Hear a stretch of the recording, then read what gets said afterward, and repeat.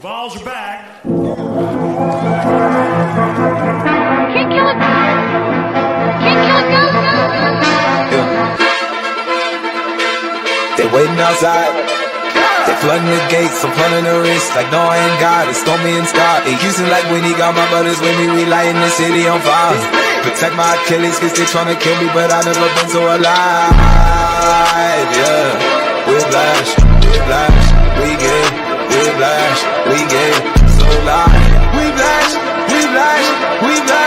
all night. We get whiplash, all night, all night.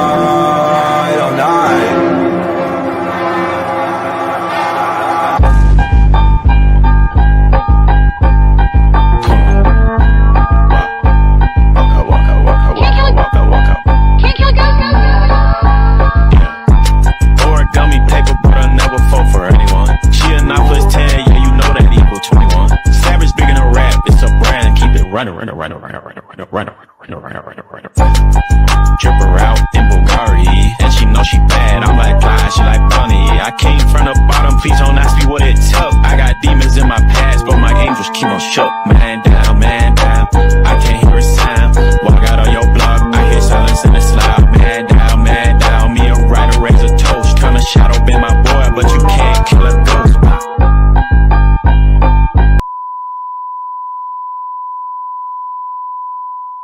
Kentucky baseball. Whoa. Whoa, we suck! Whoa.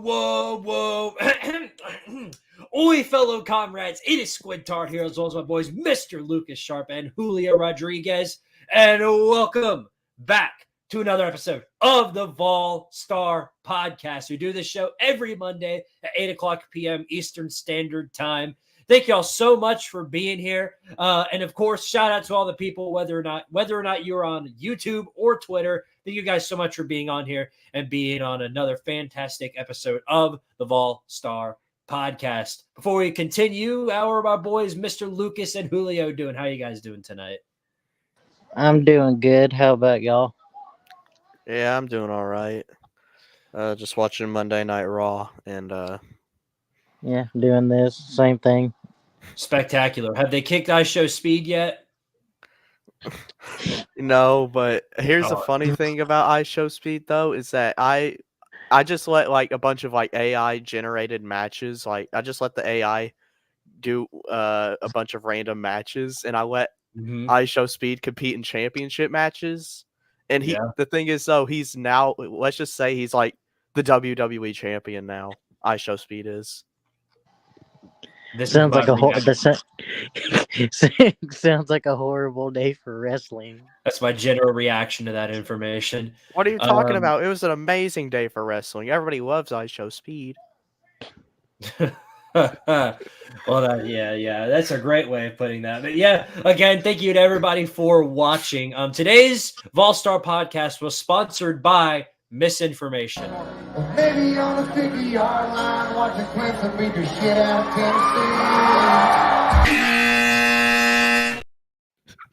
Tennessee. Whenever he said that, like, how old is he? How old is Riley Green? I don't Not know, old enough but to remember a win over Tennessee. That's what. What's crazy is that I'm pretty sure he's actually an Alabama fan. Like literally, in the original song, it's in the original lyrics of the song is sitting on the 50-yard line watching Alabama beat the shit out of Tennessee, not Clemson. Then why would he say Clemson? I don't know. I guess he was at Clemson. I don't know. Even if that's true, that's just complete misinformation. You're just throwing out a bunch of fake statistics that there's no scenario where that exists. We're about as we own you just about as much as these guys. Kentucky baseball. I mean, we own you just about as much as we own them. Not nearly as much because. Well, the reason I was asking how old he was because the last time Clemson beat Tennessee, and I guess like any big thing that I can think of was when they beat us in the Peach Bowl in 2004. 20 years ago. Woo! To put that into thoughts, I want you guys to know that I was still crapping my pants when Clemson last beat Tennessee. And no, that means I was 2 years old, not 8 years old. Hey! I was 6. I was like 5 or 6 when that happened. So Oh, I wasn't. I was only like a few months old. Yeah. Old enough to remember, huh? Spectacular. yeah, that was actually I think that was the first season I actually started watching football. So, or one of the first seasons, like I kind of knew what was going on somewhat. A bad time to know what's going on, huh? Yeah, Yeah. well, I didn't really know too much. I mean, I kind of knew what was going on, but I didn't really like exactly know until like 2007. So I at least got to see Tennessee go to a SEC championship, though, in my fandom. Do you know who the coach was for Clemson back in 2004? Probably what's his name? Bowden. Fuck, I can't think of his name. I can't think of his first name. What the fuck's his first name? I know it's Bobby Bowden's son. Is it Terry Bowden? Is that his name? Didn't they have? I know Clemson Tommy had a coach. Bowden. It was Tommy Bowden. Okay, Tommy. I couldn't. I was like Bobby, and I was like, why am I thinking of Terry Bowden? I was like, oh, Tommy Bowden. Okay. Tommy Bowden better than Dabo Sweeney confirmed? Because he beat Tennessee. Why can't Dabo? I don't know. Maybe you should think about that next time you spread a misinformation. Yeah, I don't know why he brought up Clemson. Literally, I promise you, the original lyrics in the song, instead of Clemson, it's Alabama. Well, I mean, at least that'd be true. I mean, as much as I hate to admit it, at least that would be true. Yeah. We'll debate that later on. Anyway, to those of you watching the Vol Star podcast, much appreciated for joining us here. As usual, I'm sure you guys know by now, but in case you don't, and this is your first time being here, we're not official. We're not affiliated with the university. We are just big time Tennessee Vols. So thank you to all of you watching, whether you're a fan of Tennessee or not. We appreciate all of you guys. For every donation we receive, I will be doing one push-up for every single dollar. So if I get $10, I'll get on the ground and do 10 push-ups at the end of the stream. Unfortunately, I can't hold Lucas and Julio to those same expectations, but maybe in the future we can hopefully get them to join me on that escapade. But until then, it'll be me doing that. But anyway, thank you guys again for watching. If you haven't already, make sure to like the stream and sub up the Squidtard Sports. And, of course, check both of these guys out over on Twitter and YouTube as well. Julio doesn't have a YouTube channel, but I know Lucas does. Yeah. All right, anyway, let's roll into the first topic for today. We'll start out with some football talk. Not much because it's the spring. We've already discussed the spring game in the last episode. But we do have some news regarding recruiting. 2025 four-star wide receiver Radarius Jackson has committed to the University of Tennessee. Can't go enough without another great wide receiver. Tennessee been known that, haven't they? So another great wide receiver pickup. You guys know anything about this guy? Not really. I just know that he's like a 4-star receiver, but he'll probably be a 3-star soon because we already know what happens. Every single time a player commits to Tennessee, Good noodle. like you've said multiple times. Well, yeah. The really, good noodle star. I was going to say the only thing I know about him is I'm pretty sure he was a top 100 player, and that he's a wide receiver, and that he was choosing between us, I think both Mississippi schools and Auburn. I think so. And what state is he from? I think he's from Mississippi, right? Yeah, he's from Mississippi because I know like one of his top schools was Ole Miss, and then when he committed to Tennessee, his parents were upset that he didn't commit to Ole Miss. Well, okay, that probably makes a lot of sense. Are they Ole Miss fans or something? Yeah, I think I don't know. They're probably Ole Miss fans, and also they wanted their son to be close to home. Coming soon to a Tennessee recruit near you, the 247 statistic. If Tennessee picks up a recruit, ding ding, you know what to do. There you go. Remove the good noodle star. The good noodle. He was a good noodle, though, guys. Yep, I'm a good noodle. I'm a good noodle. So, yeah, that's the football news. I'm going to try and fly through most of the topics this week for this episode. This is going to be a short one because I do have a school project I'm attending to, and the meeting is, a little earlier than 9 o'clock. So I am attempting to get through everything ASAP. Unfortunately, there's not much I can do to reschedule that. That's just kind of how the cookie crumbles. So we're going to try and fly through this as much as we possibly can. Not much basketball news this week, but kind of like football, we do have some news regarding recruiting and transfer stuff. So firstly, 2025 4-star Dwayne Brown has committed to Tennessee. You guys heard anything about this guy? Yeah, I'm pretty sure any from Alabama. Like he really plays in the state of Alabama. Yeah. I know he's like 250 pounds, 6'10", pretty good sized center. Who knows? Maybe he could start immediately. It'd be nice if he could though, because we definitely need a big center. Yeah. Yeah, No, absolutely. yeah. I saw something about like what you said, where he was, about 6'10", 250 pounds, and I thought, maybe we could actually get someone to actually play center. Because I feel like if Rick could actually find an actual center, like if he could just find an actual consistent center, I feel like we could probably make a Final Four. But that's just been like, I don't know, like he just can't find a center for some reason. I don't know, like if he refuses to recruit him or if he's just bad at scouting them. Maybe, but we're glad to have one around, hopefully, in 2025. Mr. Forrest, Forrest, 3-star. 3-star. Now, I will say this though. I feel like Estrella definitely has a lot of potential on defense, but here's the thing with Estrella: he's 6'8", which I mean, I'm really short, so I'm not trying to take away from that. But in basketball, especially college basketball, when you're trying to play, centers that are almost exclusively, 7 foot or usually at the smallest about 6'10", you're not really that tall on the basketball court. Right. And then especially you saw how he struggled. I mean, he did well against Edie, but you weren't really allowed to play defense on him. And I'm afraid to beat that dead horse, but you see how that got us. Like he was literally like 8 inches. He's like 8 inches. Edie was 8 inches taller than Estrella. So yeah. Well, hopefully the way I see it, with a guy as tall as this, maybe he can compete with a guy like Edie. And since you mentioned his name, Foul! No, 2 fouls. plenty of those to go around today. Plenty of those to go around every day. I'm just happy that he doesn't play anymore. He's gonna suck so bad in the NBA. But let me rephrase. Yeah, because it's not like I'm praying for his downfall or anything like that. Obviously, I don't want to do that to anybody. But you're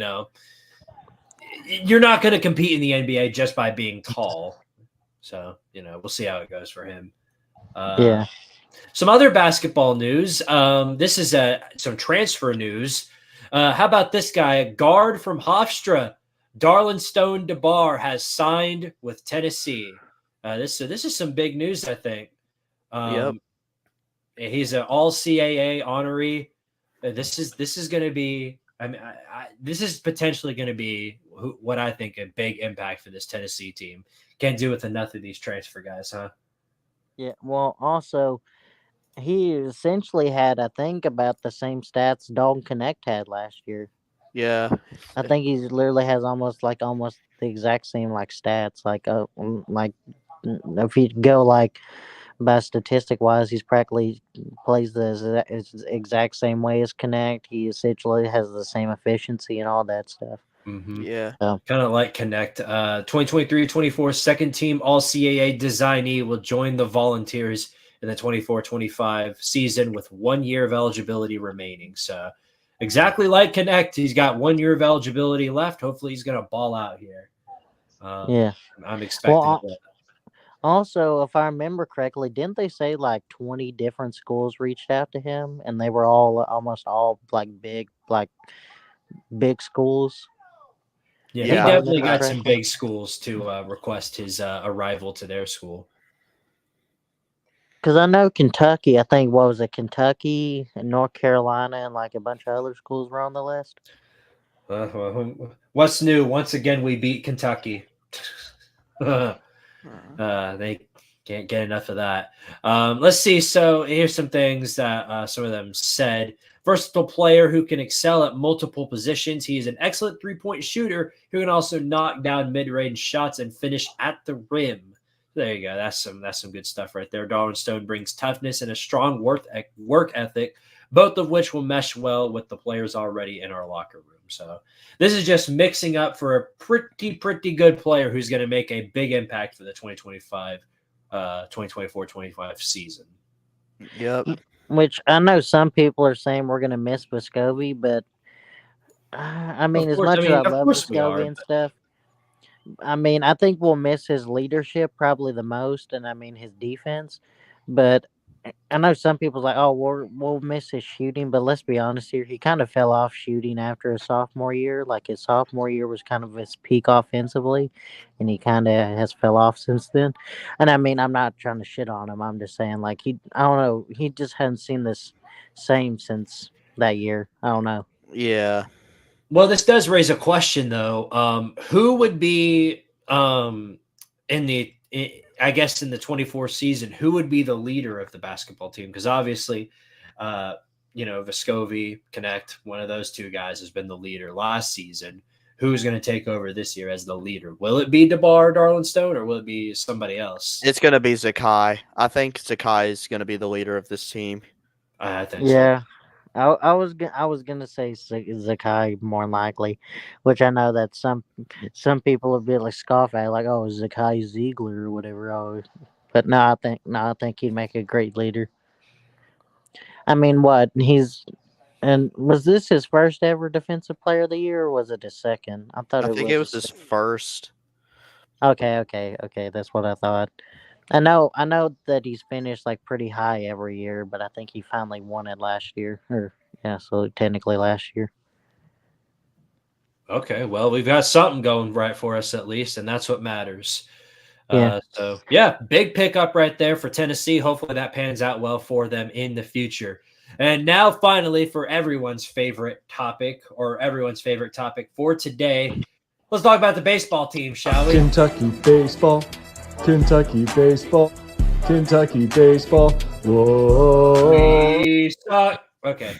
So, what did you guys think about that big win over Kentucky? Obviously, we lost the first game, and of course, all the Kentucky fans ran over and were like, ha ha ha, ha ha ha, this is the end for Tennessee, ha ha ha, ha ha ha, we own you. Yeah. And then, of course, the meltdown the next two games was spectacular to witness. And they've already blamed the umps, blamed did the weather favor you, Squidtard? Oh, the whole ordeal. So It's been fun to watch them melt down. What's your guys' response to that? Yeah, it was absolutely hilarious.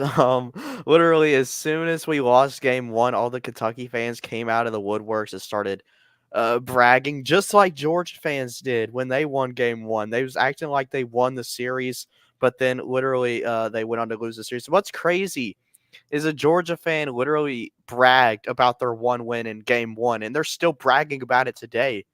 You still lost the series. So, I mean, they don't understand. Baseball is a 3-series game. You don't win one game at the start of the series, and then you win the entire thing, and nothing else matters, and you can just omit the other two games. No, that's not how it works. So we win the other two games. We win the series. It's like now again, I can understand from a Georgia perspective. They only watch the sport with one game. Take from that what you will. Kentucky fans should know this, though. They're sitting there in the top. Well, are they still in the top 5? Yeah, they're still in the top 5. They just dropped down to 4. All right, sorry. Okay, that's typical every week call whenever I'm trying to record this. Sorry about that. Yeah, beat boot. They always try to call me when I'm recording stuff. All right, I'm back. Okay, sorry. What was I saying about the baseball team? I was about to say something, and then I got cut off, I think. I don't think we even started before you got cut off. Boogie Bentley is definitely right. There's no good Georgia fans. They only cheer in opposite sports when they take on Tennessee. Yeah, well, okay, so I think what I was gonna say was that I think Georgia fans typically did the same exact thing where they beat us the first game in the baseball, but then they forgot, baseball you play 3 game series. It's not just one game and you're done, you know? Yeah. Because Georgia destroyed us the first game. They beat us 16-2 in our own ballpark. I mean, that's great. But then you turn around and shit the bed the next 2 games. It's the same. It's the same thing with Kentucky. It's like, yeah, you can beat the shit out of someone in baseball or whatever, but if you don't show up at least the next game or if you're talking about College World Series where it's a 3 game or 5 game series, but if you don't show up the next couple games, then it's kind of pointless. Yeah. Mm-hmm. I guess both Georgia and Kentucky, they have to hang a banner for winning that one game. Go ahead and start the parades. Yeah. Also, the funny thing is, like, they talk so much trash and stuff like that, and then finally, when they get their logic thrown back into them, like they make fun of us for not making the Final Four. If you throw like, "Hey, you haven't made a College World Series ever," they're like, "Oh, okay," and like they'll just try to like brush it off. It's like, "Well, you're supposed to be a baseball school now, and you haven't made a College World Series." Again, Yeah. another thing you have to throw into consideration is that if you make fun of us for having 0 Final Fours or whatever, it's only right that we get to make fun of you for your shortcomings, especially if you're Georgia and you're making fun of us for 0 Final Fours, and then you find out in football we have more football natties than you. Because Yeah. if your Final Four from 40 years ago matters today, then so do all the natties that we have that are more than yours. I Yeah, don't I make mean, the rules. You're the one who threw around the logic. But of course, whenever you use that, they don't get Yeah. it. But nonetheless, that's you know questions for later, I guess, in that department. Not much else to talk about, fellas. Of course, softball repeated basically what the baseball team did, and they won their series as well. They beat LSU in the softball series. They actually won 3-0 twice. They lost the second game 0-1, but it doesn't matter. Kentucky fans, yes, that's right. You can lose a game in a series and still win the series. Mind blown! I, I Unreal! I will say this though, Kentucky's got a really good team. They got a Oh, really they got a really solid team. I don't know like how far they'll make it because the only reason I don't know how far they'll make it is because one, just like they just don't really have the experience as much. mhm. Like Yeah. they're kind of new to probably the postseason down there. And it's like the same thing. Like whenever Tennessee first made the postseason, we got eliminated pretty early under Tony Vitello, and then finally we started to hit our stride, and we've made Omaha the past 2 out of 3 years. Yeah. Mhm. We probably should have made it 3 out of 3 years, but we had a choke to Notre Dame, and Yeah. that still pisses me off to this day. We ain't gonna Yeah. talk about that. That was horrible. That was one of the rare seasons Uncle Lou talked about the Tennessee baseball team. Well, I Uh, mean, didn't because he he's an also? because Uncle Lou is an Uncle Loser. Well, Dang. didn't he also Did he plan mention on it taking that whenever though? he also mentioned it? I think whenever they beat us 16-2 the first game, but then I guess he forgot that like I said, you play 3 game series. You don't play one game and then just go on. Yeah. Georgia fans, they forgot about the 3 game series. Like I said, they only care about these other sports when they're taking on Tennessee or when Tennessee loses. When Tennessee lost in the Elite Eight, literally Georgia fans were basically everywhere. But when Tennessee was winning throughout March Madness, you couldn't see them anywhere. You couldn't even Again, see. back to the fallacy that we spoke of earlier, the 0 Final Fours thing. That's the only reason why they're yapping about it is because they know they've got that one Final Four from 50 years ago. So the better basketball program today. Okay, well, that means Tennessee's the better football program today. We've got more natties than you, and that's all that matters. Because if your historic Final Four means that you have a better basketball program today, obviously, with that logic, that means that because we have more football natties than you do, and you can go check this yourself. I'm not just making that up. It's not just some random statistic I got off of Wikipedia. You can literally look this up and it'll tell you Tennessee has 6, Georgia has 4, Catch up. Why don't you do Well, that? So, here's another logic. I'll use this for basketball. So there's two basketball schools that that have the two NCAA teams that have basketball national championships that people don't mention them because it was very early on, but Wyoming and Montana have NCAA basketball championships in like the 50s. No one talks about it because, of course, as the 50s, no one really wants to talk about it. But by that logic, won't that make Wyoming and Montana a better basketball program to go to than Georgia? It's hilarious though, because I've literally had this conversation with Georgia fans before who will start, run off with the 0 Final Fours. We're a better basketball program because we've got a friggin' natty for Final Four from, 50 years ago. And then I'll tell them the exact same thing I just said on here. We have more natties than you. So by your logic, we're the better basketball program. And then they'll be like, oh, well, Yale and Harvard have 100 natties. Does that mean they're better than both of us? According to you, yes. Yes, they're the best program in the history of history in football, according to you, because it doesn't matter what they're doing today. It only matters what they're doing historically, by your logic. The amount of goalpost moving that's done by some of these people is just absolutely asinine. It's unreal.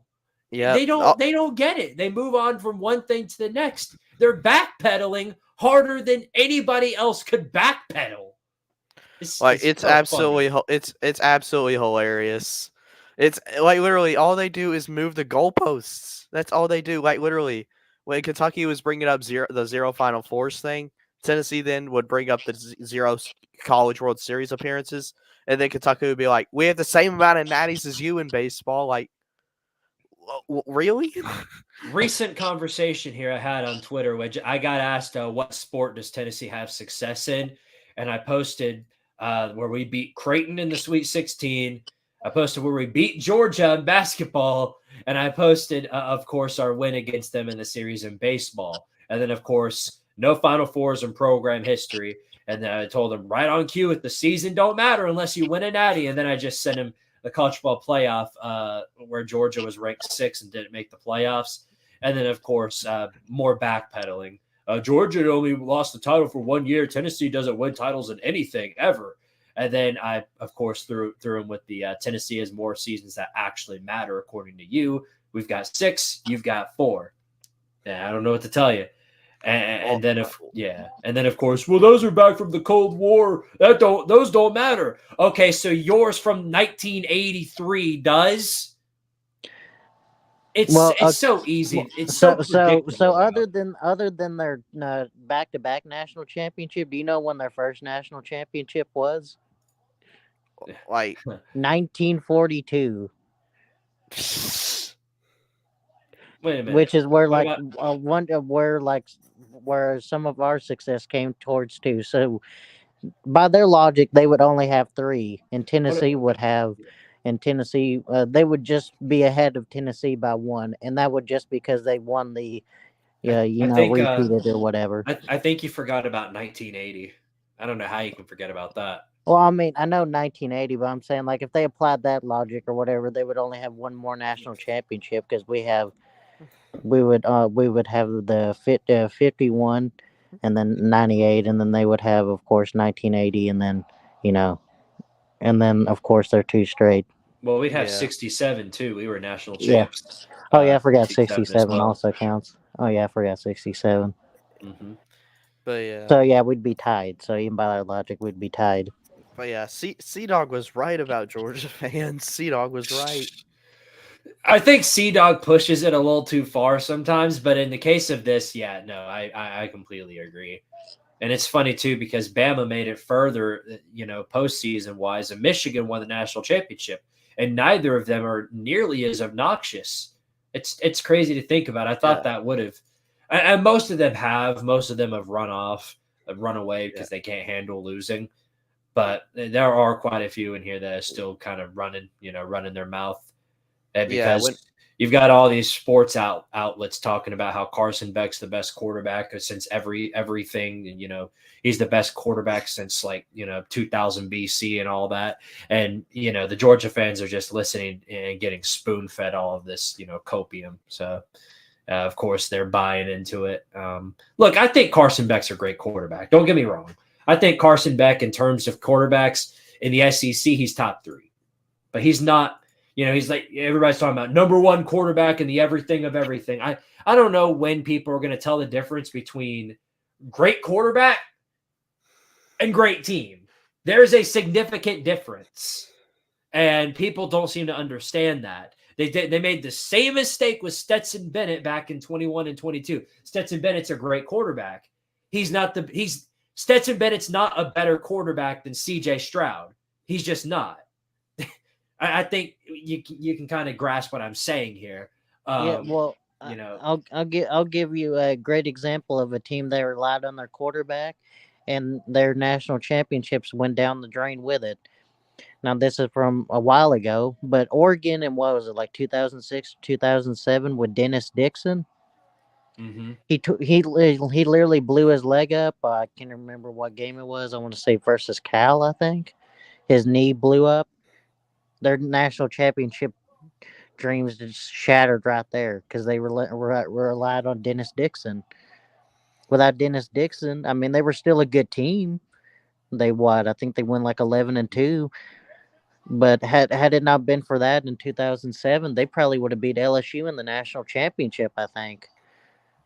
Yeah. Just because I think Dennis Dixon would have just been better. But, it didn't really matter at that point.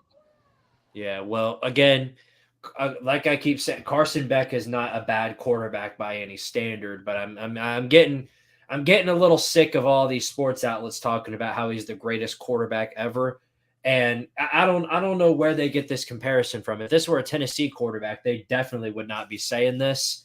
It's because Georgia has such an elite defense. But what does that elite defense have to do with Carson Beck? It just doesn't. It doesn't have anything to do with it. And they're saying, he's better than Jackson Dart, which isn't true. He's better than Quinn Ewers, not true.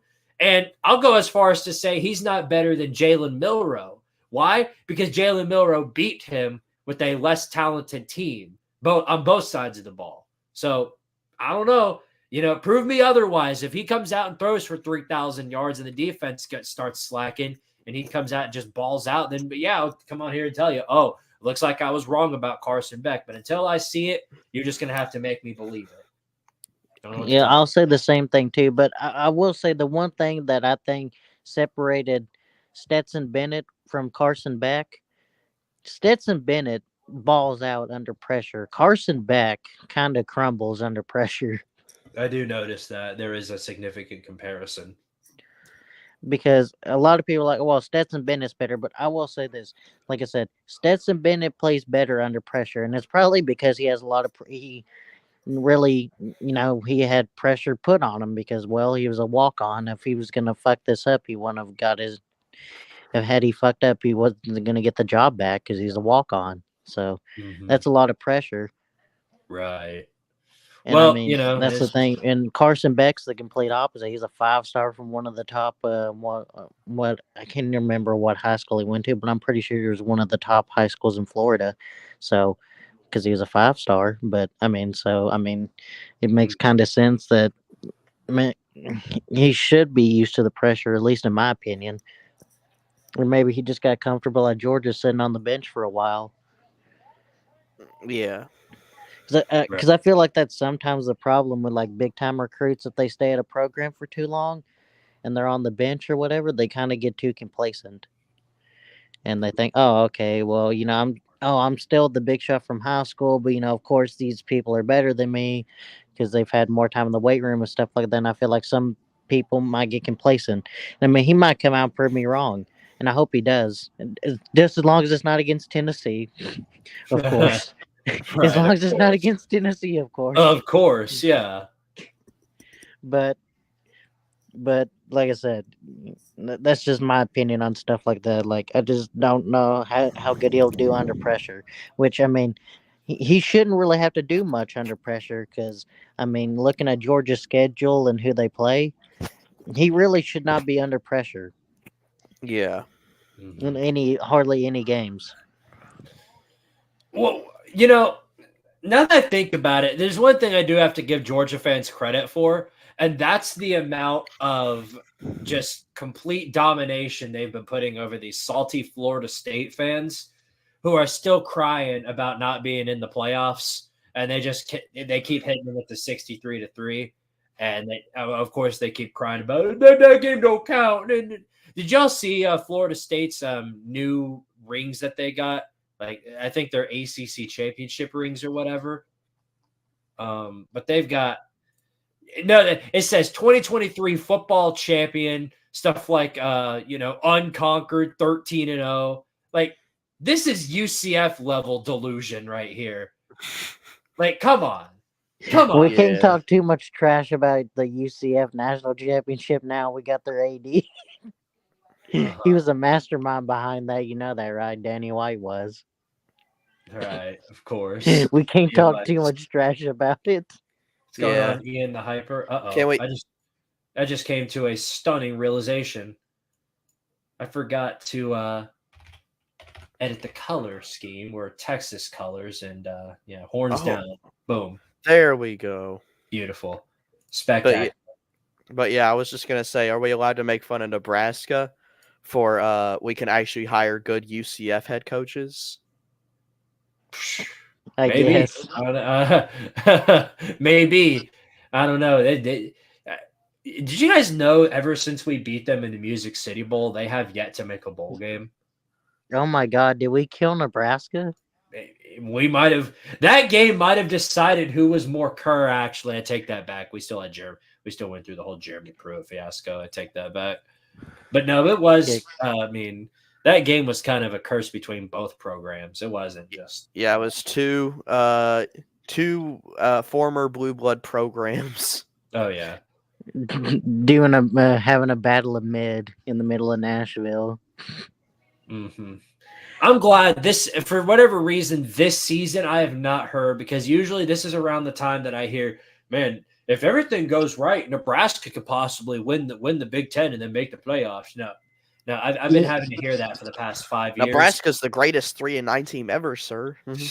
For whatever reason, for like the past 5-6 years, people have been so high up on Nebraska, as in like they're going to be like the best program ever in the history of programs or whatever, or the best team or whatever. And they have a good shot to make the playoffs and win the Big Ten, and they're going to win 10 or 11 games.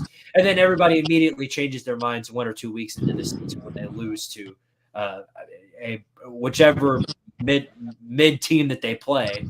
Like 2022, when they went to Ireland to get beat by a terrible Northwestern team. Or last year, of course, their last one was all the way back in like August. So yeah, that was the year Northwestern won 1-11, and their only win was against Nebraska. That was absolutely hilarious. I was so pissed off at Nebraska because I remember they were basically dominating the game at some point, and then they decided to go for an onside kick. I was like, why did you go for the onside kick? That's how I knew. That's how I knew, no matter what the result was, that Scott Frost's fate was sealed. He wouldn't make it beyond the next few weeks, and I was right.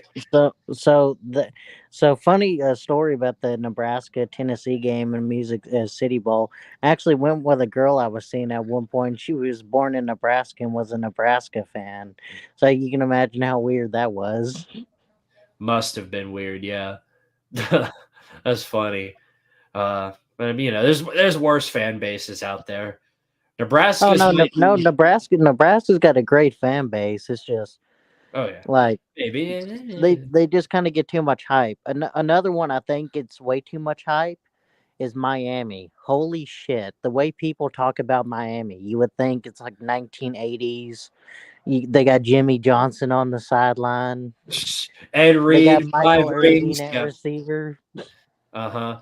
Yeah, Vinny Testaverde at quarterback. Everything's fine in South Beach. I'm currently hearing that Damian Martinez might be on his way to Miami, so just wait until he commits there. Well, I understand that Miami gets good things, and I don't think they'll be a somewhat good program. But here's the thing about Mario Cristobal: he does not. He'll choose one team to lose to, and he will lose to them no matter what. Like every year, it seems that Miami it's going to be Georgia Tech. It seems like Georgia Tech is going to be his Achilles heel. Yeah. There's no reason you should be losing to Georgia Tech because you refused to kneel the damn ball. Yep. And And not only did he do that once, he's done it twice. Yeah. He's done that 2 times. And not only has he done it 2 times, he's done it against 2 lower tier programs in Georgia Tech and Stanford. Yeah. I'm sorry to tell you this, buddy. Just kneel the ball. Just kneel it. This ain't NCAA 14. This ain't NCAA 25. Just take the damn win. Man, one of the rare times I've heard Julio this pissed off. Oh my god. No, because Over no, Miami it of all teams. No, it drives me up a fucking wall watching him call plays because he's fucking dumb. I'm sorry, he is. No, you're right. Mario Cristobal, the dude's a good recruiter, but it's like having it's like the saying, what's the point of like having 10 Lamborghinis if you don't know how to freaking drive them? Like Yeah, you can have 10 Lamborghinis and stuff like that, but if you don't know how to drive a stick shift, it's fucking useless. Why the fuck you have them?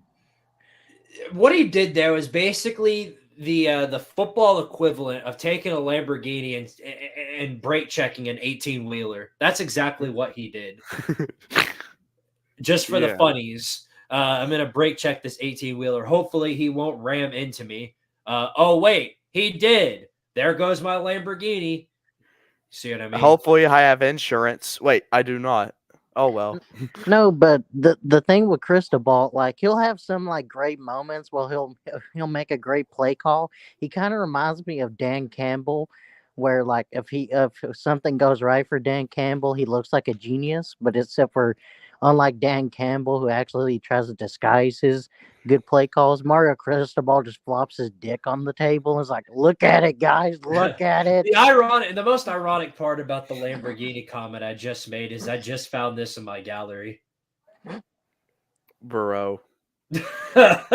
No, but like Cristobal doesn't try to disguise like anything whenever he tries to drop a play. Like he just like, I don't know, like whenever you can see like the trick play coming from a mile away with him. I don't know why, but he's just not good at doing stuff like that. But yeah. You know who also seems to be getting that kind of hype now?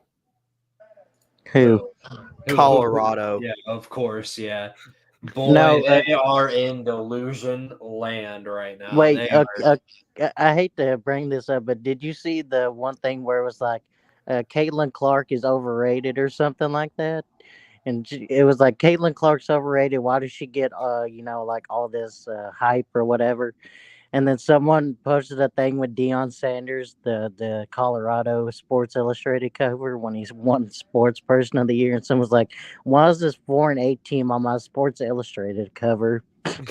Yeah, it was absolutely hilarious. Like, bro, It was one of the funniest tweets ever because they were of course making fun of Caitlin Clark and stuff like that, and someone responded with that. It was like, "Oh, that's great." Get this bolus coach out of my face. Have y'all seen what Kamani McLean tweeted out or posted on his Instagram or something? I forget where it was at, but I do remember him saying this. I don't remember exactly like word for word what he said, but they asked him why did he leave Colorado. Wait, back up a minute there. Hold up. Pause. We saw that, Julio. Wait, what happened? Nothing. Well, nothing. I might have to go back and check. Now that I pointed it out, yeah. Nobody saw Let me guess. anything. He accidentally revealed his face again? No, it wasn't really even his face. It was just the shadow, just an outline. But anyway, yeah, I do remember though. What was I talking about? Yeah, what Kamani McLean tweeted out. He said something like, "I'm not going to stand around here for this clown show," and that's basically what it is. The whole ordeal with Deion telling him to get his sons or talk to his sons if you're planning on transferring to Colorado. Why would you not talk to the coordinators? What are they even doing there? What's the purpose of them being there? Their whole purpose in the offseason is to get recruits on and train them. Like, Like, what in the world are you doing? It's a whole clown show.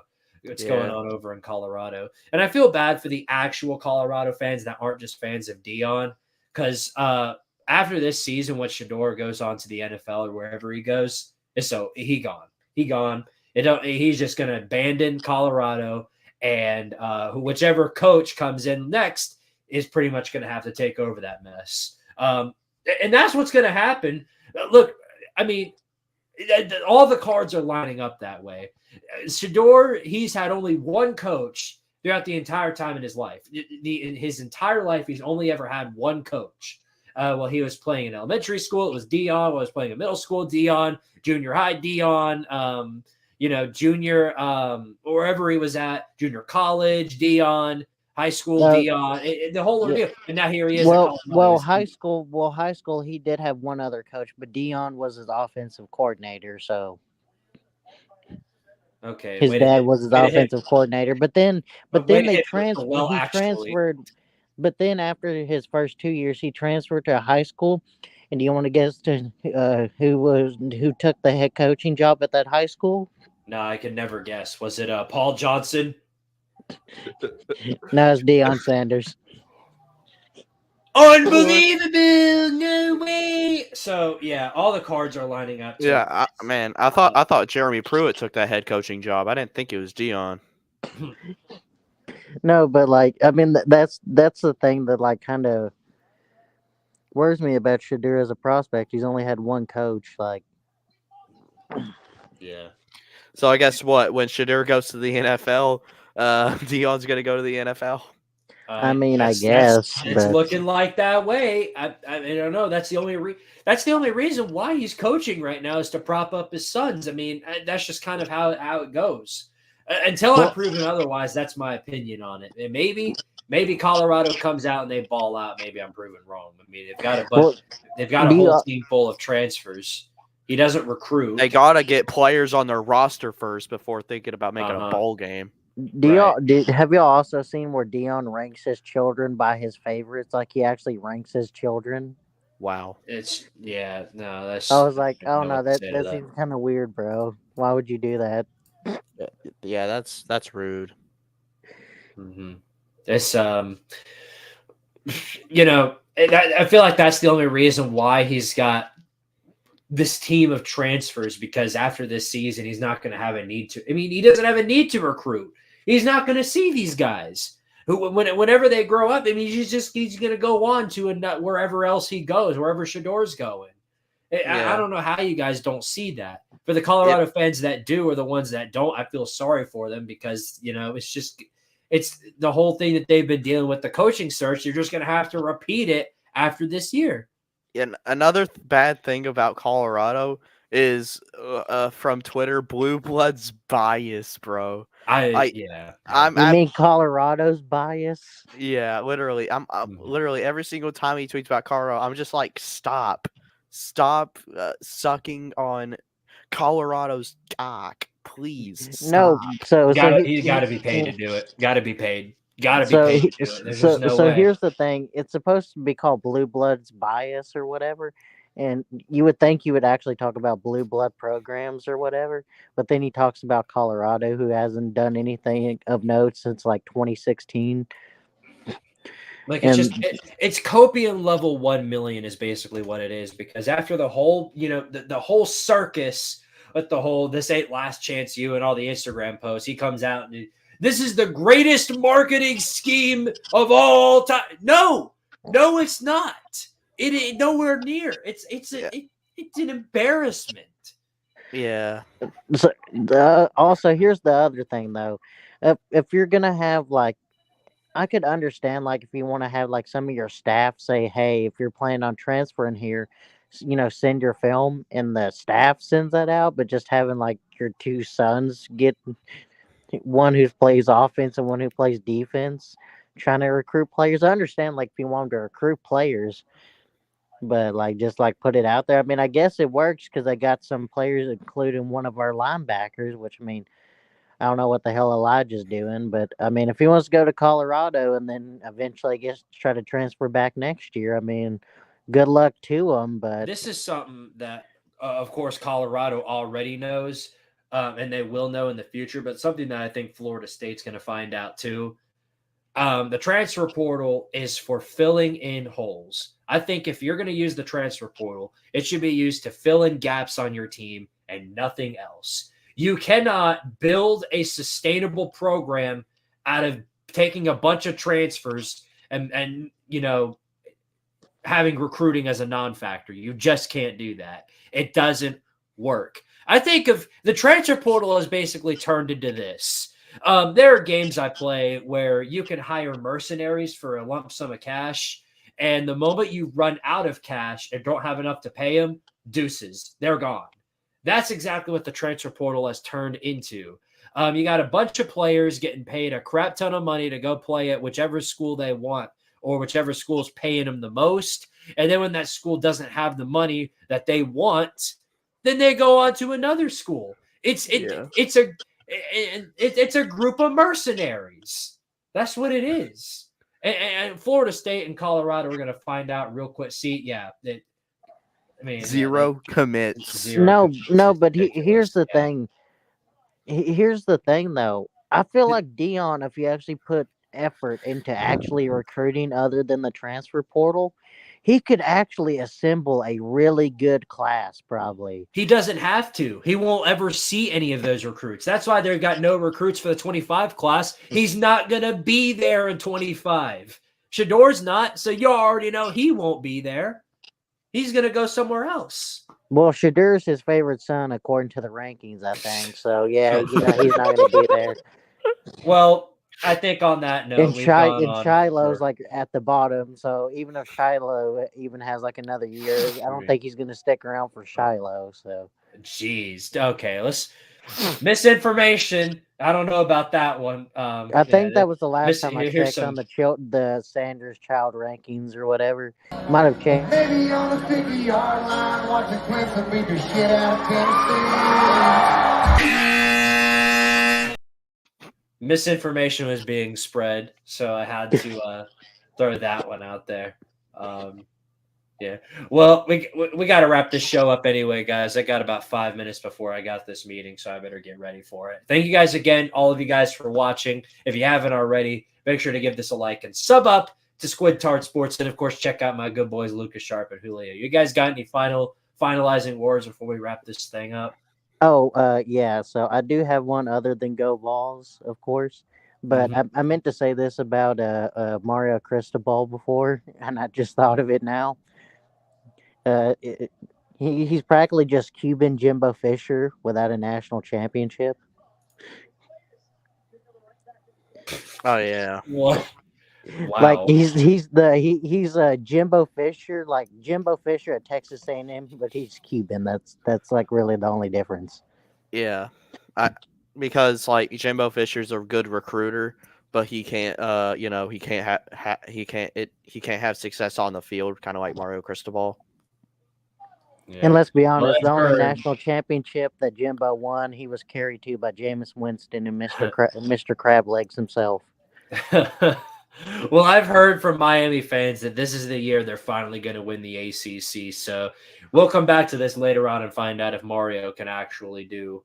How long have they been in the ACC at this point? Too long. Yeah. Like 20-something years. Funny enough, though, Tennessee was the one that broke that like 36-game win streak they had at home, and they've never really recovered from that. Yeah, Tennessee broke Miami.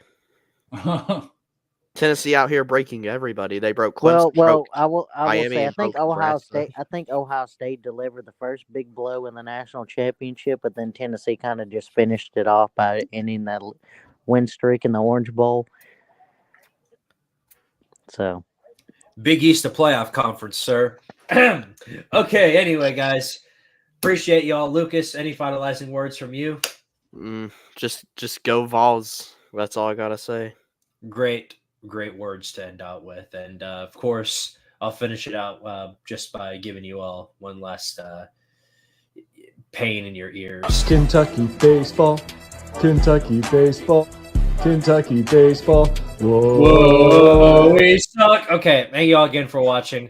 And we'll see you guys, as always, next week. next Monday, 8 o'clock p.m. Eastern Standard Time. Until later, we'll see you guys again next week. As always, power to Tardaria, and more importantly, over here, go Vols, baby!